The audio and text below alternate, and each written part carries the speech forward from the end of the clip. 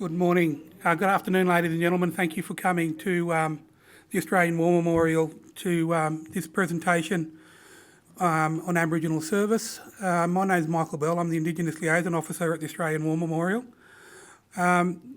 Before we start today, I'd like to welcome you all to country. This is the country of my elders, the Ngunnawal people, and we've inhabited this area for about 25,000 years. I'd like to pay my respects to my elders, past and present. Also paid my respects to the elders of any peoples that are represented here today. Also like to acknowledge and pay my respects to those that have served, those that are still serving, and the loved ones that have supported them through that time. I'm honoured to give a welcome today and also introduce our speaker, Garth O'Connell. As you may be aware, Garth is a long-time curator at the Australian War Memorial. He's in military heraldry technology and he does badges, uniforms, weapons and just about everything else at the Australian War Memorial. He's a very knowledgeable man, but he's also a Gomeroi man, and he has assisted me in my role as Indigenous Liaison Officer very creatively and very helpfully over this time that I've been here. Garth's talk today is going to concentrate on one of his passions, and that's Aboriginal aviators. As you all would know, you've seen the advertisements. Don't want to take any spoiler alerts from Garth, but I expect there'll be a lot of questions to follow up after this presentation is put.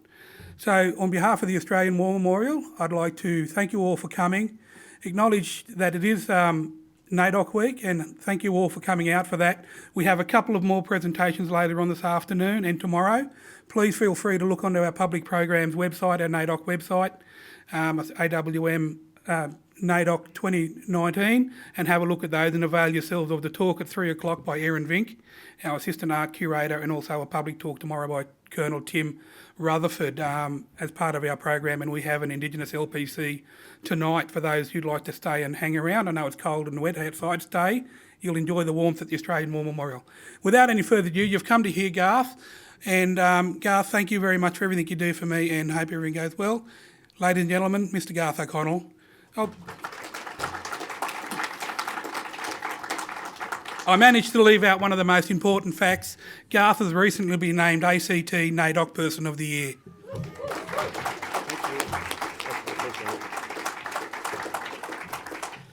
I almost got away with it. I sort of preempted it to sort of get him to hurry up. Yep, he's not going to mention it, but he did. Thank you. Yes. Thank you, Michael, for the welcome to country. That was not anticipated. I actually have like a acknowledgement of country here to show you in a minute. Thank you so much for those very nice words about me and what I do here. It's all part of the team here, which we do. And today's presentation is entitled First Nations Flyers, and it's about Aboriginal aircrew during the Second World War. You'll find that the presentation is heavy in some people and light on others, as in for information that's known, but it is a work in progress and there is still a lot of work to be done. And thankfully we've got a really wide network of people, both Aboriginal and non-Aboriginal, who help us out at the War Memorial, our staff and our networks all around the country. Thank you, Michael, for the note to the country. As like a proud Murray from Maurer, it's been great having my other family here at the memorial support me for many years. Today's dedicated to this woman, Jan James. She passed away recently in Western Australia. She was a very important person for us at the memorial with our research into Aboriginal Torres Strait Islander service, especially from Western Australia, where she's from.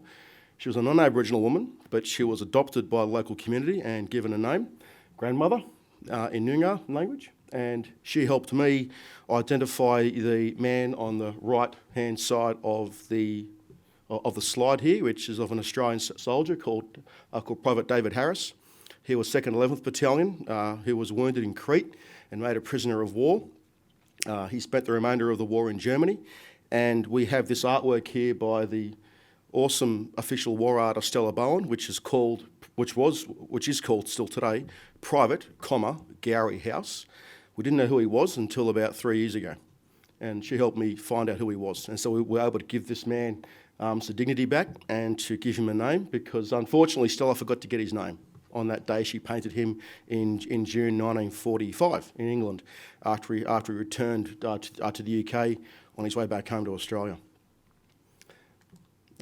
introduction. The aim of this is to raise the profile and public awareness of these highly significant servicemen as part of our NAIDOC Week celebrations here at the Australian War Memorial. This presentation consists of brief biographies on each person, along with any known details of where they served and what types of operations they conducted and what aircraft they flew. By the end of this presentation, we'll hopefully have a better understanding and appreciation for these servicemen and their service and sacrifices for our nation during the Second World War. Most folks only know of one pilot, and we've got many objects of his in the collection, Len Waters, and we've actually got an aeroplane which he flew, which is the only one in the world, and we've got that on display, and that's a Wirraway, and I'll go into that in more detail in a few minutes. But the other ones here today you will learn a bit more about, and some of the information is literally like an hour old. Like Mick Bell, the man who gave me the welcome, he was at the National Archives this morning taking happy snaps with his phone to email to me to add into this talk. So that's how fresh this is, and it's always ongoing. First man is Roy Hill. Does that aeroplane look familiar to anyone in the crowd? We've got one of this type on display. It's called a Lancaster bomber, made in Britain. The major heavy bomber of like the British and Commonwealth Air Forces in World War II, and an Aboriginal man was a pilot of one of these, and that's a big deal.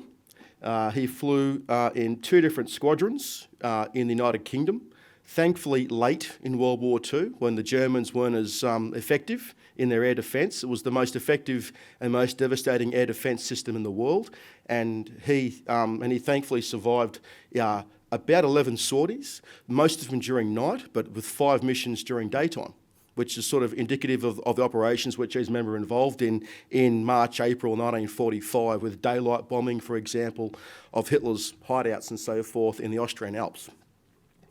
He's from the Wadadi Nation in Western Australia, from Busselton, and he flew in Western Europe. These are his brothers. Now, as with many Aboriginal and Torres Strait Islander families, we've got a continuity of service going back generations. The Hill family still has that, and they've got 3 brothers, one in each of the tribes of the Australian Defence Force. The grey, the blue and the green tribe, air, sea, ground. And the man on the left with the slouch hat is Lance Corporal John Hill, and he was with the 2nd 4th Machine Gun Battalion, and he was captured in Singapore and wounded in a major battle one day before the surrender in February 1942. He sadly died later on in 1942 of dysentery and other diseases from being not treated by the Japanese, and he's buried at Kranji Cemetery in Singapore. His brother in the middle, Uncle Harold Titch Hill, was a gunner on board HMAS Perth. He operated 4-inch guns, which is a dual-purpose anti-aircraft and anti-ship gun. And like his brother, like his eldest brother John, he was captured as well. But he was captured after the Battle of Sunda Strait when his ship was sunk. He ended up going to Singapore and sadly missed out on meeting his brother by only about a week. And he was sent straight up to Burma and then to the Burma Thai Death Railway. He survived that, thankfully, and returned to Australia. And the man of this presentation is the man on the right, Roy. He was the youngest brother, and he was a bomber pilot. And he did his training in Australia, basic training in Australia, and then he goes to Europe, and he flies late in the war, as I mentioned before. His theatre of operations is flying out of central and northern England and flying across to occupied Germany, to occupied France and Germany. And his missions are involving attacks on Leipzig, which is to the south of Berlin on the map here. His major threat at that period in air-to-air combat were both propeller-driven and jet-powered German fighter planes. And we've got examples of those types of aeroplanes in our Anzac Hall with the Messerschmitt 109, Messerschmitt 262 and the Messerschmitt 163 Comet, which was a rocket jet fighter, the only one ever in history. There's a book which his middle brother Titch wrote, which is the only book so far I know of, published by an Aboriginal POW after the war. And he did this in the 1990s. And it's called Wind Tracks on the Waters. And it was self-published, and there's very few copies around. But it's a book which you've got to get if you want to get a Aboriginal perspective of being a POW with your other brother captured and with your other brother flying Lancasters. It's a really unusual, unique thing in our Defence Force. And it's and this book is like the pages relating to Roy and his in his career in the Royal as like an Australian in the Royal Air Force, what we call an odd bod, being an Aussie spread out amongst many squadrons of the Royal Air Force. I'll be giving a talk in here on that subject in a few weeks' time on odd bods. So I may cover him, but I might do other guys as well. There's heaps of options. Leonard Victor Waters, one of my heroes. And this is his aeroplane, his main aeroplane he flew, A29575. That's the serial number under the tail of the aircraft. This is the aircraft which he was allocated when he came to the squadron. And contrary to popular belief, he did not name the plane Black Magic. It just happened to be serendipitous that a black pilot gets a plane with Black Magic on the side. Flight Lieutenant Denny, I'll get his name in a minute, Baker. He was a DFC recipient, and he was the last Australian to shoot down a Japanese aeroplane over New Guinea in 1944, and he flew this aeroplane. He got rotated out. Uncle Len comes in, and he gets this aeroplane. In his records, where we have his logbook on display, and I've gone through it, and he flew at least 8 different aircraft in that squadron. But 575 is his most popular aeroplane. HU and E. HU being the squadron code for 78 Squadron, and E is the individual aircraft letter which you have allocated to each of the aircraft.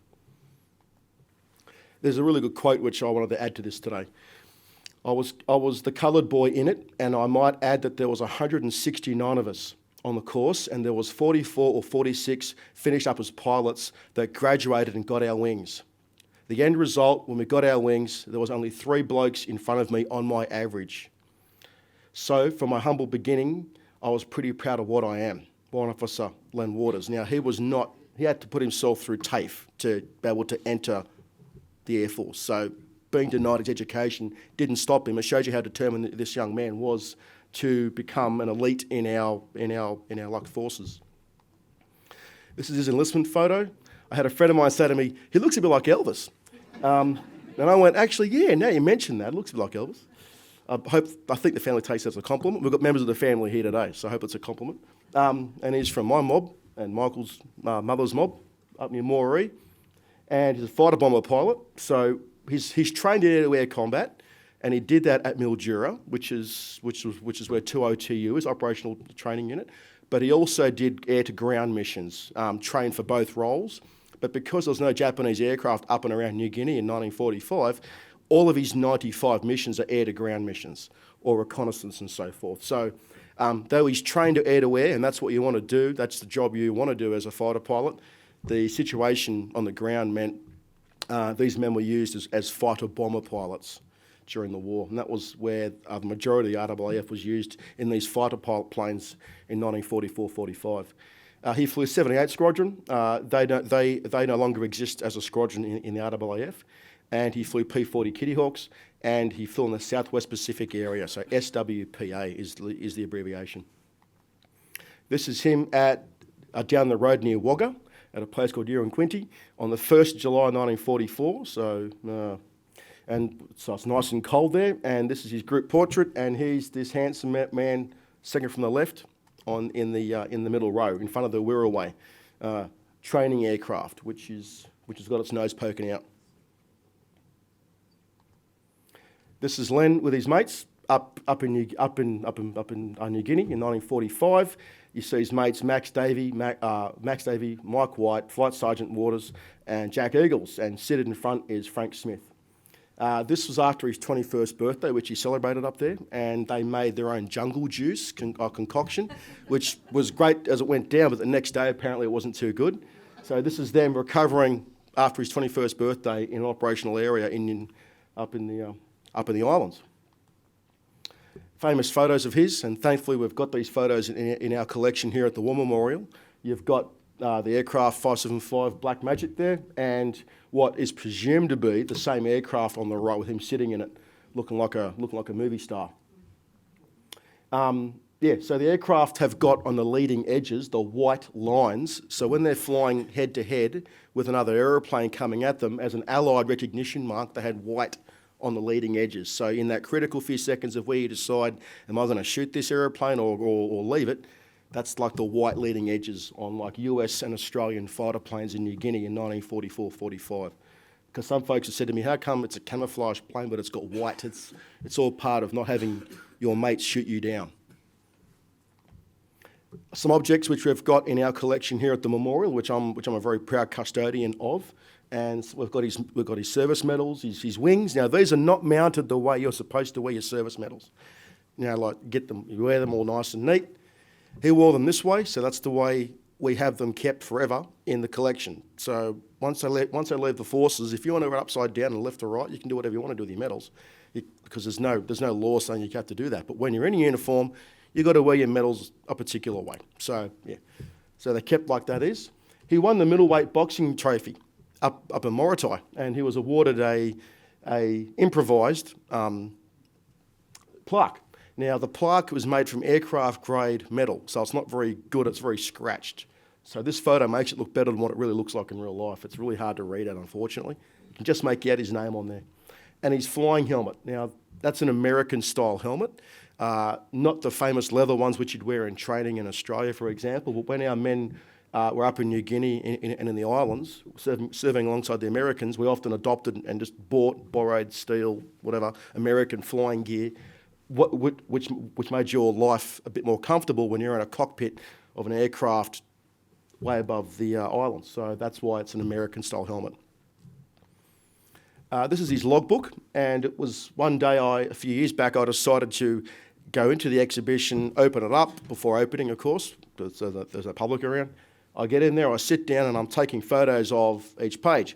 And as I'm sitting there with this book on my lap, I see these two entries, and I go, being an aeroplane nerd, I went, A20, 103, and that's when it clicked in my head, that's our plane 15 metres away. So I took it with my hands and walked over to the aeroplane, and my jaw dropped because I realised that we had an aeroplane which he flew, and no one knew it.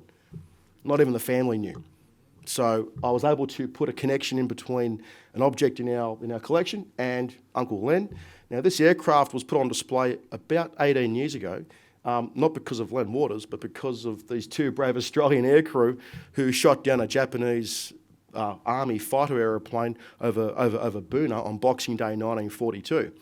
The myth is it was a Japanese Navy Zero, but it was a Japanese Army Oscar of the 11th Sentai, who were the closest unit nearby. Anyway, so these young men, Mr. Archer and Colston, they shot that plane down. The aeroplane then come back to Australia. It was then put into a training unit, and that's where Len flies it. And it gets put into our collection. So we're very lucky to have a very significant aircraft in our history, being a training aeroplane that shot down a frontline Japanese plane in combat, and by accident had an Aboriginal pilot flight on two missions in 1944 when he was at Uranquinty in March 1944. This is some footage of Len having a yarn to ABC News. I will endeavour to press play on this, or can I get maybe our staff can do it for us up in the control booth.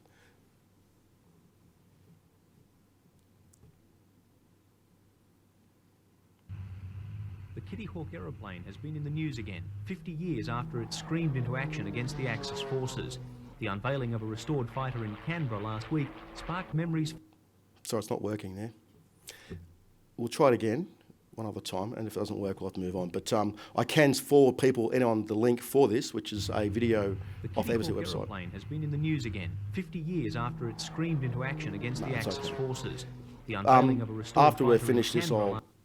if, as I said, those who want to see this, I can actually provide it for them. Another object which we've got in the collection with Uncle Len is a really poignant object, and it's a framed, hand-coloured studio portrait of his. And he gave it to his mum. And what he wrote on the back is, to my mother, first of all, for bringing me into this world, for teaching me right from wrong, for not minding so very much when, and we can't read where it says X, of course, when I during the day, for sitting up with when I was young, coming through the way of night, for trying to stop me from leaving school when I did, for washing and cleaning all my dirty clothes when I started work, for sitting up and tending to and worrying herself sick when I was away, for forgiving me for all the nasty things I said and done, but most of all, for simply being my mother, for I am still your most loving son, Len. This pilot is a pilot which Michael's helped me out with this morning in trying to identify who this man was. It's like a jigsaw puzzle, and we've got a few major pieces, but there's a few pieces still missing, and we'll get into this with the assistance of Gary Oakley as well, and the good people in like the RAF. James Terence Sinclair, he's from the Yuin Nation, which is a very proud nation on the south coast of New South Wales. He was a pilot, and he flew with 37 Squadron in transport aircraft, and later on with 24 Squadron flying B-24 Liberator heavy bombers. His last unit was 46 CMU, which is the Care and Maintenance Unit, and he flew a Mosquito fighter bomber. FB-40, we've got the identical type on display. When you walk into Aircraft Hall, there's an aeroplane above your head. It's one of those, which he flew. This is his photograph, which Michael got this morning for me. Born on February 15th, 1912, in Bangalore. He joined the RAAF on the 21st of June 1941. He survived the crash of a DH-98 Mosquito, A52-176, on 10th of October 1946 at Evans Head, New South Wales, during a flight to Archerfield, Queensland. He was the pilot. And his corporal next to him was also injured in the accident, which was a takeoff accident. So they've lost power as they're taken off, and there's no way you can do much after. You've got to basically ride the thing in. It's too late to jump out.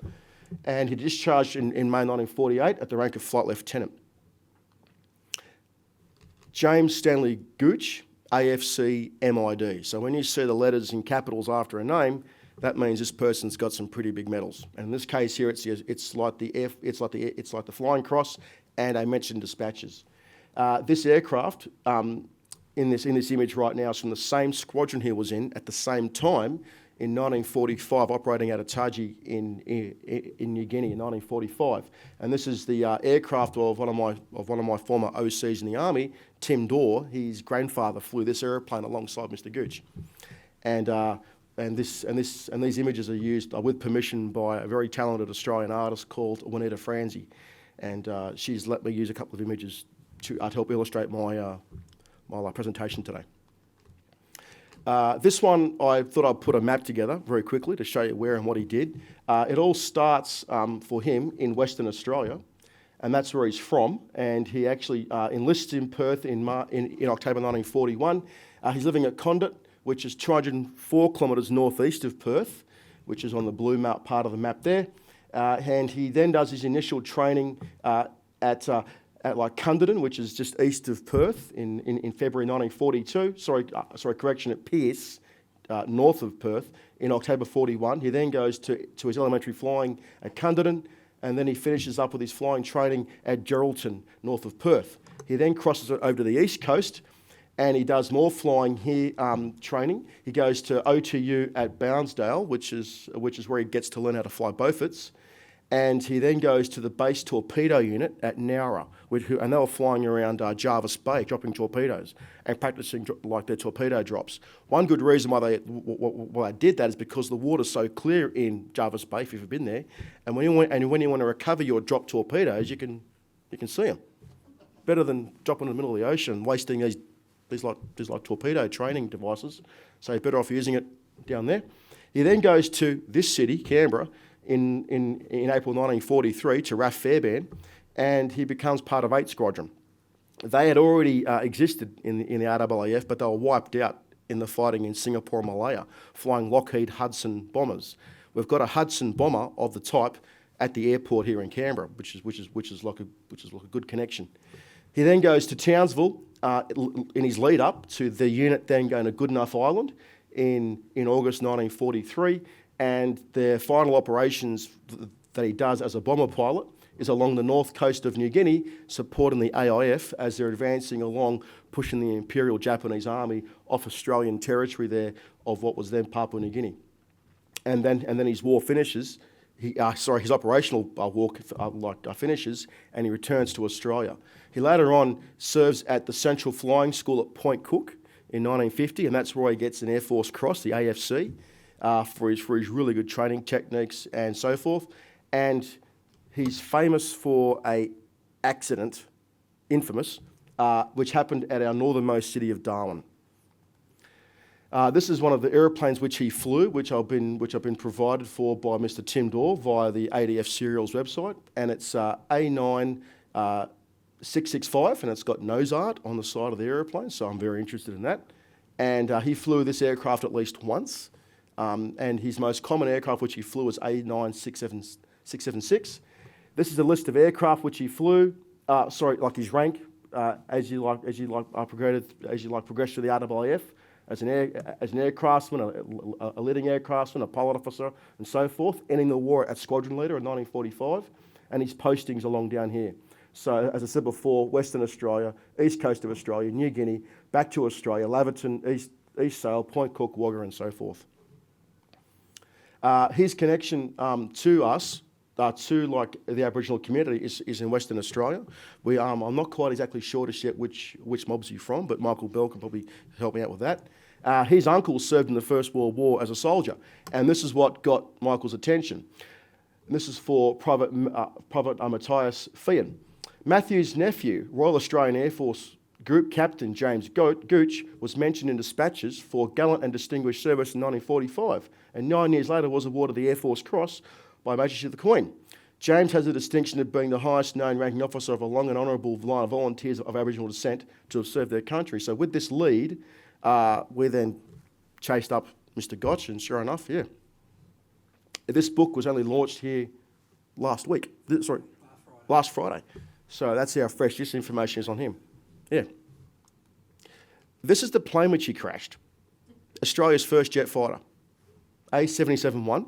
Now, please don't blame him at all. As it turns out, the aircraft cockpit filled up with condensation as he's coming into land. So if you can imagine trying to land your jet fighter and all of a sudden all the vision goes, you can't see much. And he rode the aircraft in and crashed on the runway at Darwin. That's the aircraft, well, in better days. There it is there on the runway, and it was left at RAF Darwin to be pulled apart, and part of the aircraft still exists today at the Darwin Aviation Museum. So that's an object which is now of interest to me, to have a look at that. I have been to that museum before, and they're really good, but now I know that we've got an Aboriginal pilot who flew its last mission. That's really interesting. And so he went on to, after this did not affect his career. He still went on and served in the Air Force. But for me, our first ever jet fighter pilot from the Aboriginal community. Aubrey Maurer. Now, he's interesting. Now, those letters after his name doesn't mean he got a medal called the RAFVR. That means he flew with the Royal Air Force Volunteer Reserve. Now, that's really unusual. Like, most Aussies in World War II who are flyboys and girls are flying in the Australian side or as like attachment to the RAF in England. He somehow, and we don't know how yet, went to England, joined up with the British Volunteer Reserve, and he gets commissioned. And he is involved with number 221 Squadron, who flew Vickers Wellingtons. And they've got these spines on the back, which are basically to help, and also on the wings, to help look for German and Italian ships at long range on the water. So it's like projecting radar beams across the water to then help other aircraft attack those ships in the Mediterranean. And Aubrey here, that's him on the right. The Maurer family is also from the Kamilaroi Nation, and it's funny how the majority of our aircrew are from the one Aboriginal nation. And his role is currently unknown. We do know his rank though. He was with a communications unit attached to 221 Squadron, who flew, as I said before, Wellington anti-submarine aircraft, and he served in the Mediterranean theatre in 1943. This is him being mentioned in Flight magazine in December 1943 as being killed on active service. And that's his name highlighted just here, Flight Lieutenant A. Maurer. There's no mention of his nationality, but he's an Australian. And he dies in a Jeep rollover on the airfield. So he's in the back of the car and he gets killed. It's the Jeep, if you don't know, is an infamous vehicle from World War II for being the icon of the US Army, but it's famous for being in the backseat of a Jeep, going over a speed hump. Hundreds of people died from being ejected out because you're right. The axle's right over it's a very bad design for bumps. This is his entry on our commemorative roll here at the War Memorial. So he's not on the Roll of Honour. He's in a book because he was not serving in an RAAF unit. And he's buried at Moksar War Cemetery in Egypt. And his date of death is 28 September 1943. That's where the cemetery is in Egypt. At the time of his death, his airfield was just to the west, and they were conducting operations in and around the Aegean and around the Mediterranean. Basically, the Germans were then starting to withdraw north out of the region, and their Wellington aircraft had a good long flight time, so that they could use their surface radars to a very good effect. David Valentine Paul, Distinguished Flying Cross. He's the second most famous Aboriginal pilot, and please forgive my version of an aircraft profile.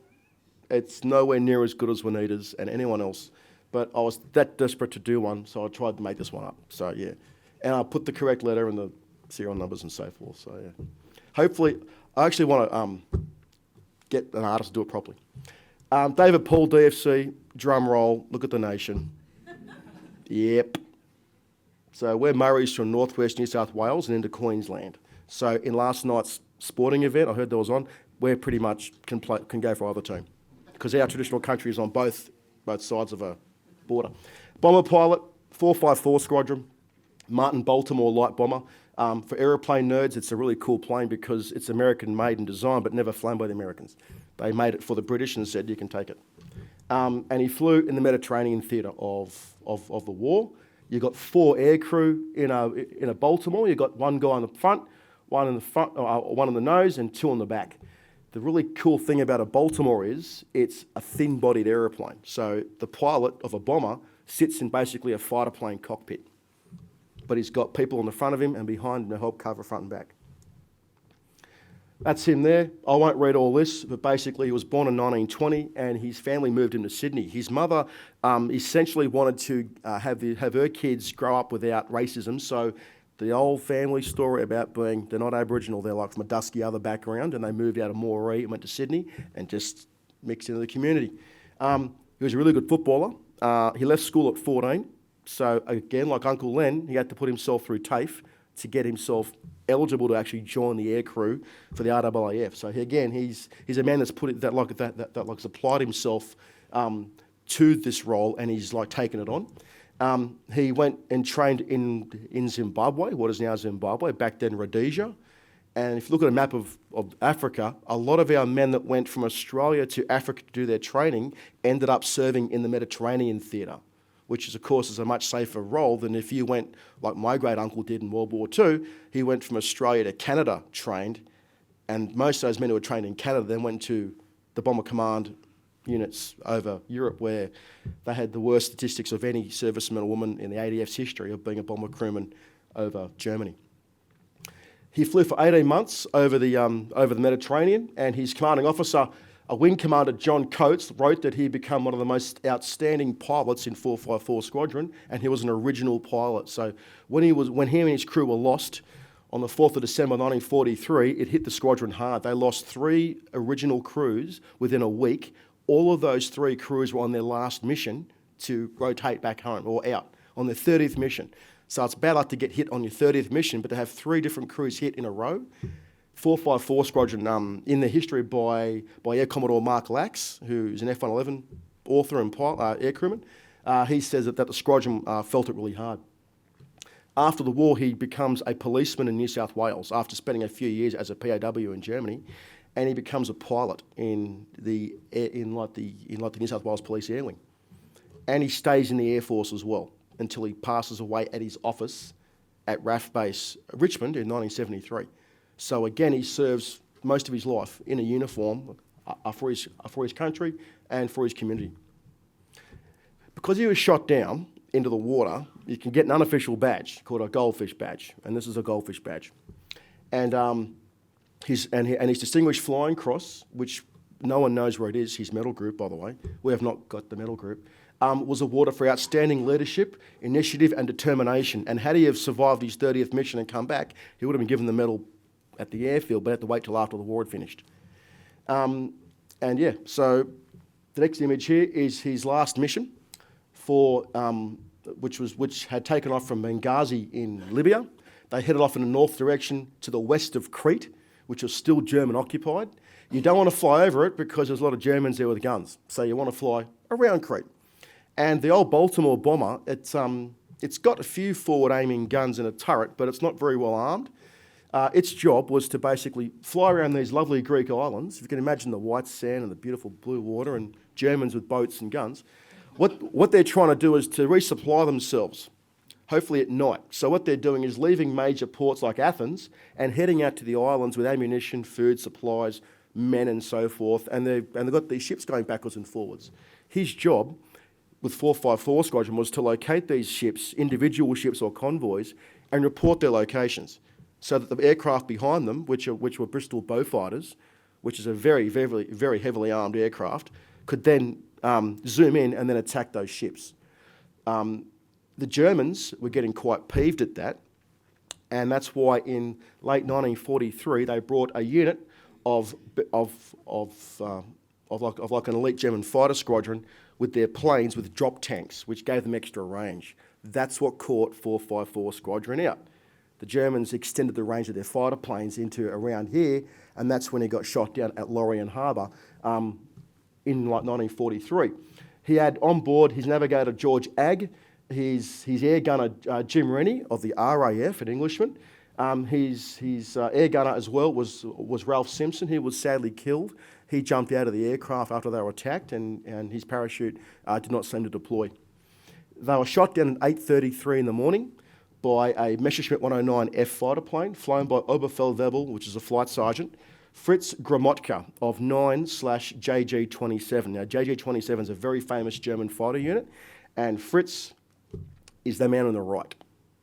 Fritz was born in Prussia in 1915. Warrant Officer David Paul was his 16th of his eventual 29 air-to-air victories that he got, so almost halfway through his career. He shot down planes over Russia, shot them down over the Mediterranean, and including Liberator 4-engine bombers over Germany later on in the war. That's his aeroplane at the time in 1943, a Messerschmitt 109. And David Paul and his crew are rescued from this harbour here by a pair of Arado 196 float planes. So you can make a seat there, you can put a seat down and put this wet Australian or British PAW in the plane, then take him into there. They were then flown to an airfield, and they were then taken to Germany, where they were then repatriated after the war by the Russians. On Anzac Day 1945, he was liberated by the Soviets. This is him after the war. In a paper article here, it doesn't say online which paper this is from, so I've attributed it to the website I got it from, which was the Australian Police website, and Legacy, Smile, and a traffic constable arrested by Mrs. Eric Bennett, and she's the president, of a paper association in Sydney, and that's an aeroplane which he flew after the war called Nemesis. And during the war, it was known by its Air Force serial code of Whiskey 2145, and it flew in various squadrons in Australia. And the New South Wales Police Air Wing used it to help fly, for example, when they wanted to get detectives and like a police crew to far north New South Wales within a few hours, they'd get them on board the plane, put them in the back, fly them to Barona or to up near the border, get them out, do their job, and then fly them back to Sydney. So you could be really quick. It was the very first use of an aircraft by the New South Wales Police. And he flew the aircraft for about 4 years, between 46 and 1950. This aircraft eventually ended up leaving the police in 1950 and going to New Guinea and then being abandoned, left alone. The airplane's mainly wood, there's a lot of wood in it, and so when they get rotten, you got to throw them away, unfortunately. Arnold Lockyer, he flew as a crewman on board B-24 Liberators, again, another Awaneta Franzi artwork. This aircraft depicted in this artwork is of an elite Royal Australian Air Force unit called 200 Flight, 200 flight today will be called Special Forces. They were involved with dropping our Special Forces and so forth in and around the islands and Borneo during the late parts of World War II. That's our man, Arnold Lockyer, and he's from northwest Western Australia. He was born in 1915, the second of 6 kids in Port Hedland. A very gifted sportsman and was fascinated by engine technology. He was famous in the family for being able to fix anything that was broken.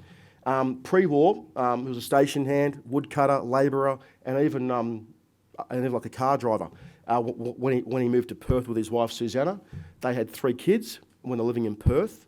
That's when he joined the Air Force in May 1942, and he serves as a ground crewman for the first 2 years of his career. And he's desperate to become an air crewman on board a plane. So with that, he eventually gets the training done, and gets into Liberators, his wish to fly. His job was 2 jobs: flight engineer. That's the main one. He has to operate and check all the instruments on board the plane, make sure all the systems are working, especially the 4 engines. When you're on long-range missions over occupied Japanese areas, thousands of miles of flying, if you have your engines go out, everyone's pretty much going to be dead. So it's a really important job. His other job was to be the top gunner on board the plane. Now, the reason being, he can see the engines, all 4 engines from his spot. So if they're hit, he can look across and go, zip, engine number 1. He then reaches down and does his instrumentation sort of stuff. And his position is there on board the plane. And in the event of being shot down and you've got to jump out in a hurry, a pair of roller doors, like a garage roller door, is what a B-24 Liberator's bomb bay looks like. I'll go back to this first photo. These are roller doors. And Arnold sits up in here, behind the pilot and the co-pilot. There's about 10 guys on board the plane on a normal day. And he assists the pilot with monitoring the performance of the engines and keeping track of the fuel consumption. And his position to jump out of is right through the big doors, which is a great way to jump out of a plane. Rather than being out through a little hatch, you've got a big roller door. Opens up and you jump out. And you can see the different crew positions here. The front guys go to the front hatch, the other crew in the cockpit jump out through the forward part of the bomb bay. The other guys in the middle part of the plane jump out to the rear part, and the guys at the back attach their parachutes, which are these little things on the wall, chest parachutes, clip, clip, and they go out through the back hatch on the aircraft, which is where they used to often drop the special operations people during the war as well. That's his aircraft, but just before he was on board. This is when it was in a flying unit, a training unit at Tokemwell in Victoria. So this is only a few hours by road from here. This is the exact plane he was shot down in. It's got a little ball turret gunner, the spot you never want to be on a plane, in a ball. And it's overall sort of like a silver-looking aeroplane. This is other crew positions on board very quickly, the tail gunner, the top gunner, and so forth. And there's a catwalk which you can walk along between, in like the inside of the aircraft. That's it. That's his aircraft again, A7292, and this is at the training unit down at Tokemwell. And this is the plane which he was shot down in July 1945. He's our last Aboriginal POW taken in World War II and in history so far. His mission was to fly from Maurer airfield on a photographic reconnaissance mission over Manado in what's now Indonesia, across the Celebes, down to Kendari, which is another airfield, and then to head back home. So it's like a sort of a triangle sort of flight mission. They're flying at low altitude, and they've got extra people on board to take photos out the side doors, out the side guns. So they've got these big fat cameras, and they're there ready to take happy snaps. And one of the guys is a US Army photographer. So they've got 12 people on board rather than the usual 10 or 11. And sadly, on board his aircraft, which was codenamed MJD, he was shot down by an anti-aircraft gun crew, and the plane crashed. His aircrew, that's his aircrew. Without him in the photo, though. He was an extra guy chucked onto this crew. This crew were from 21 Squadron, Royal Australian Air Force. Arnold was serving with 24 squadrons. So there were 2 squadrons sharing the airfield, and he was asked, can you man the gun for us and watch the engines? Yeah, cool. Jumps aboard the plane. These are the names of the guys. I've put their names next to them. And you'll see where the air crew here, the pilot, Mr. Hanson, Mr. Hume, Mr. Hutton, Mr. Cook, Heslin, Nickel, Maxwell, Cloak. Percy was not on board the plane. and the two men I've circled jumped out of the plane with Arnold. So John Ogle and George Lindley. Sadly, I'll go back a bit here and I'll show you the very quick description here. This is Arnold pleading in Malay with Japanese camp guards. This is from the National Archives war crimes trials on his death. On 28 July, this is by an Indonesian local civilian. On 28 July 1945, I was in the Kempe Thai prison, which is the Japanese secret police. They're like the Gestapo, Japanese Gestapo. When I saw 3 Australians brought into the prison, I saw 4 Japanese beat one of the airmen, a tall man with red hair. The names of the Japanese were like Kawazi and Kiguchi, and the other names I do not know. The airmen were thrown into prison with the other 2 airmen after being badly beaten till he fainted. The beating continued on for half an hour. Before being thrown into a prison, his clothes were taken off and thrown on the ground in a heap near the prison. As I passed the clothes, I saw the names F. Ogle written on a piece of cloth attached to the back of the neck of a black sweater. After the beating of the airman, one of the other air crewmen spoke to the Japanese in Malay. That's Arnold, because he grew up in Port Hedland and there's a lot of Indonesian Australians up around there, so he learnt Malay, along with other languages probably. And he said to him, "Do not kill me, as I have a wife and 3 children."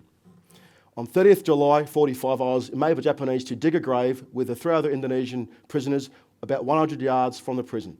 When the grave was dug, we were taken back to the prison where the airmen were and told to carry the airman who was beaten to the grave. He was lying on a board with no clothes on, and he was dead and still covered in blood. When we reached the grave, Kawazi told us to throw him in. Another Japanese threw his singlet into the grave, which covered his face. I can identify the place of burial. And so that's a statement issued by this young civilian to the Allied war criminal, to the war crimes trials after the war. The man he's talking about being beaten is this man here, Mr. Ogle. Mr. Ogle, upon parachuting, landed in a Chinese family's market garden, and he asked the locals where were his mates, and they said they're over there, but you don't want to go to the Japanese area. But he says, "No worries, I'm looking for him." He walked towards danger to his mates. He then got captured by a Japanese soldier. He then stabbed 2 or 3 Japanese guards with a bayonet. He grabbed it off one of the guys, hence why they beat him to death. That's why he gets murdered and is beaten to a pulp. Lindley survives with Arnold for the next few weeks. This is the zoomed in on the right's the zoom in of this letter on the left. This is the letter which the Air Force wrote to Arnold's wife. Your husband was a wireless operator air gunner on Liberator aircraft number A7292, which was engaged in a photographic reconnaissance mission in the North Celebes on July 27, 1945. The aircraft was struck by Japanese anti-aircraft fire and crashed near Tamohon in the Manado area. Shortly after the conclusion of hostilities, it was learnt that, in addition to Flight Sergeant Nicol, who was killed when his parachute failed to open, 3 members of the crew had bailed out successfully, but had been captured by the Japanese and subsequently lost their lives. It has only recently been definitely established that your husband was one of those 3. His body has been recovered and identified and has been laid to rest at the War Cemetery in Makassar, which is now in Ambon. They've moved the graves to Ambon. He and one other member of the aircrew were in prison in Japanese military prison at Khartoum in North Celebes, which is just outside of where they were shot down, until the night of August 20th, 1945. And that sometime after midnight on that night, they were killed by being chloroformed. They were basically knocked out by, if you don't know what that is, they were basically knocked out, but they were still conscious. This took place some days after the Japanese government had surrendered. 15th of August, 1945. They'd already surrendered 6 days before this happened. This took place some days after the surrender, but Australian troops had not yet occupied North Celebes, and either the Japanese in Celebes did not know of the surrender, or they were determined to take the last opportunity to kill members of the Allied forces. The Japanese endeavoured to conceal their crime by stating that all the prisoners in the Manado area had been sent by sea to Makassar, some sent sometime prior to the surrender. This was proved to be false, and the Japanese responsible for this crime had been condemned to death and executed. But it was not until recently that the identity of the victims was established. And so, yes, that's how she found out that her husband had been killed after the war by Japanese rogue Japanese troops. He's commemorated in his home area alongside 4 of his brothers who also served in World War II. Arnold's on the left here, and his other brother was killed as well, only a few months earlier, in combat in Balikpapan in Borneo. So of the 5 Lockyer brothers who joined in World War II, 2 were killed within like 2 or 3 months of each other in 1945 in the very last campaigns. And this is the memorial online, and that's from the Monuments Australia website, which I believe this sort of website is what our website has like adopted as part of an ongoing plan to cover all memorials around Australia, places of pride, if you want to look that up. Thank you so much for coming along today and going through some of these people with us. I really appreciate your time and effort and also your attention. I'd like to thank Squadron Leader Gary Oakley, Auntie Margaret Beedman, Michael Bell, Narissa Timbry, she's our person at the National Archives who is superb. Uncle Max Paul, the brother of David Paul DFC, he gave us the objects and logbooks and so forth for his brother.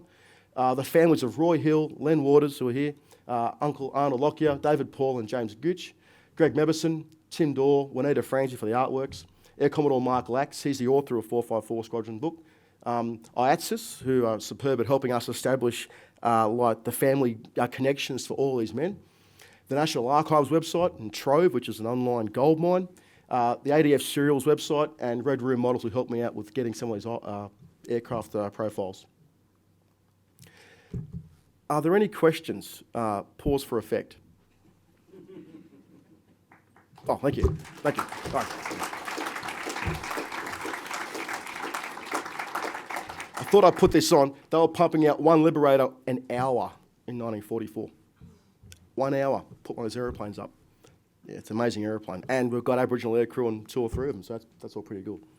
I've just been notified very quickly. That's a really cool technology. Wow. Garth, we can watch the video quickly. It only goes for like a minute and a half. So we'll press play, please. That's okay. Hope it works. The Kitty Hawk aeroplane has been in the news again, 50 years after it screamed into action against the Axis forces. The unveiling of a restored fighter in Canberra last week sparked memories for Len Waters, who flew dozens of missions in a fighter nicknamed Black Magic. I guess the sound of aero engines must bring a fair bit of it back. What was it like to fly the Kitty Hawks? Oh, they were unreal. They were. They didn't have the same power as a Spitfire or a Mustang or a Thunderbolt, but we actually had the best record against the Japs. Len Waters was stunned when his daughter, preparing his biography, discovered he was Australia's only Aboriginal fighter pilot. He was shot 7 times, flying against the Japanese from Dutch New Guinea to Borneo. On one dive-bombing mission, he nearly didn't come back. And as I pulled out, I heard this clunk, and I felt it just at the base of my skull. A high-explosive shell had lodged between his seat and the fuel tank behind him. And I could almost hear it ticking, because 1 in 5 was a high explosive. And it didn't go off? It didn't go off. If it had hit 6 inches one way or the other, you wouldn't be interviewing me here today. These days he works with more delicate shells, carving, just as his grandfather taught him 60 years ago. I get a thrill out of doing it. It's an art, and unfortunately it's becoming a lost art, because a lot of the young people are not interested in it anymore. Mr. Waters has retired to Cunnamulla. He doesn't fly anymore, but the western skies he watches are big, and he has memories to match. I've now got 2 people who can help us out with microphones if you want to ask any questions on any of the aircrew we've had today. Yeah.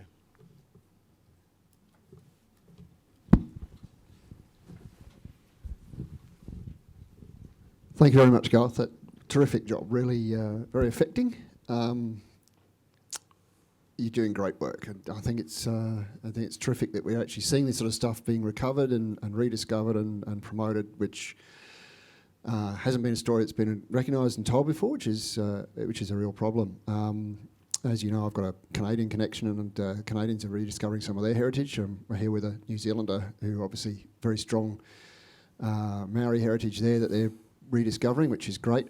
One of the things I'm very curious about is the obscuration, the hiding of the Aboriginal heritage for a lot of military personnel in Australia, because they couldn't, as I understand it, and I'm not very knowledgeable, they often weren't allowed to sign up. In the First World War, they could often not leave Australia if they were acknowledged as Aboriginal. Are you finding that it's very hard to find these people and then be sure that you know what you've got and how they saw themselves, whether they saw themselves as Aboriginal or not? It's that's a very open-ended question. I think you know what I'm trying to say. Yeah, you're right. That's like a very good question about like the identity.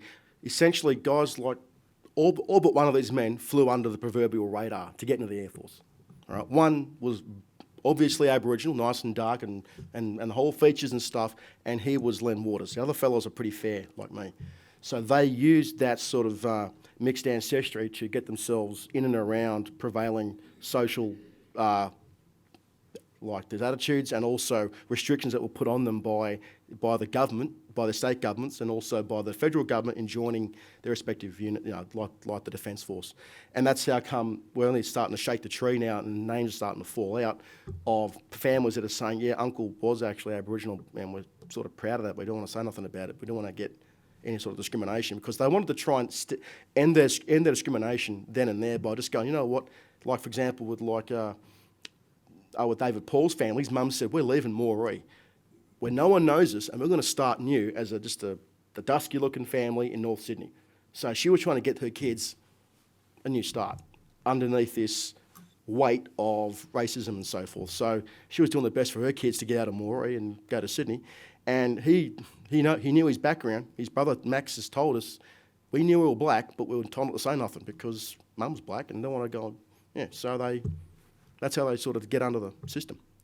And it happens in all three services during the war and that. And we've been finding dozens of names every few weeks. We get more and more names for Air Force, for the Navy, for the Army and that. The Army is like traditionally the strongest force in like the Defence Force where Aboriginal people are joined. 80%, for example, join the Army. It's easier because there was less restrictions on education standards.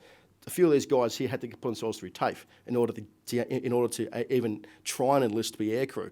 So having a natural impediment by the state governments about if you're 14 and black, you've got to leave school. Well, how are you going to go become a... Yeah, so that's how come these sort of men really fought against the system by being sort of like being like the old, what's that, Trojan horse sort of thing, to creep in and then do their job, yeah. So, and after the war for decades, none of these men really were acknowledged until the 1980s when Uncle Len's family started to come out about it, yeah. Oh, and with New Zealand, they had a different system. They had Maori pilots in World War II. For example, the very first Japanese plane shot down over Singapore in 1942 was by Bert Whippety of 488 Squadron, Royal New Zealand Air Force. He shot down a Japanese reconnaissance plane over Singapore, and he was a Maori pilot, and it was in the papers. So, very different sort of attitude towards First Nations there, of course, and well, our attitude is very different. And in Canada, I'm not quite sure about, but that's what I have to defer to you on like the Canadian First Nations experience, because I don't know about their pilots just yet. But it's always important to contrast and compare the Aboriginal service, military service, with the Canadian one and with our brothers and sisters in New Zealand, who are the closest parallel we've got on attitudes and so forth. Any other questions? Oh, wait a sec, you need a mic first. Yeah, we've had a few weeks ago I did a nose art talk and I didn't think it'd be put on the internet. So we didn't have a microphone. So you see me saying, yeah, great, good question.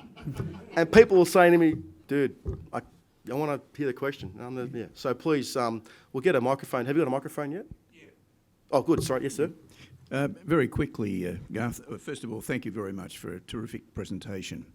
Some months ago, there was some publicity about one of the 4 RAAF Victoria Cross winners, Bill Newton, who was executed in Salamoa, I think it was in 1943. Correct. And it was claimed that he had Aboriginal heritage on his mother's side. I just wondered if you could say if any investigation has been done of that. Has that been confirmed? Is it likely that Bill Newton would be added to your list? Thank you for that. I did not put Bill in because of recent recent research which both Gary and Michael have been involved with the family, and I'll get Michael to answer that question. He's right next to you now. Into the microphone, please, Michael. I withdraw. I thought I was. Yeah, the story came out on Anzac Day, and the family publicising that Bill maybe of Aboriginal heritage through on his grandmother's side, a Palawa woman from Tasmania. We haven't confirmed that as yet, but we're still working with the family and appropriate records and searches in Tasmania. But when and if we do confirm that, we will let everybody know, and there'll be a public statement made about the Aboriginality or the heritage of the VC, the winner. So it's an work in progress, but we are aware of it and we're working with the families. Thank you very much, Michael. That's why I did not add it, because there's a bit of, we aren't sure yet. When it's locked away, like these men, that's when I'll happily put the names up in lights. But until I got the whole like community stuff down pat, we can't throw names around us yet. Yeah. Thank you for the question. Next, please. Garth, not so much a question, but more as an awareness. Interesting, you had the photograph of the Lockyer brothers at Wim Creek, and it is a significant memorial to those brothers and their service to the country. The soldiers from the Pilbara Regiment, they will go there every Anzac Day and support that. They honour those men and those warriors every year by attending a war Anzac parade there every year. So, and I had the honour of actually going out there. It is miles from anywhere. It's north of Roebourne and not quite up to Port Hedland, and it's just a little, sits beside a pub, and it was an honour to actually attend that memorial. So it was more a comment, not a question. Cheers. Well, thank you for that comment. That sort of adds more information than what I know, because I've not been there yet. So all I could see on Google Earth is how close it is to Port Hedland, which is up the road 100 clicks or so. So, yeah, so it's middle of that area, and I'm still yet to go there, yeah. Any other questions from those today? Come in. Well, thank you again for everyone for coming past and learning about these airmen. Thank you so much, and please support our other other activities today and during the week if you can, here at the Memorial after NAIDOC week. Thank you.